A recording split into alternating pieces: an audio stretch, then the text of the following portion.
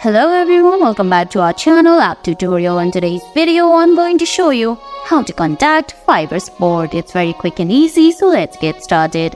First of all, open the Fiverr app on your phone. If you don't have the app yet, you can get it from Google Play Store or the Apple App Store. Once you do that, go ahead, launch the app, then sign in. Now on the screen, you can see options like home, messages, search, order, and a user icon. Select user icon from the bottom right corner. There you're gonna find options like My Fiverr settings and resources. Under resources, first option there is support. Tap on support. Then on the screen you can see the search bar and popular searches. Then search by category. You can use any of those or simply scroll down and find contact us option. Tap on contact us, then they're gonna give you more categories to choose from. Now if you don't want any of those, you can simply tap on the brain icon on the bottom right corner of the screen.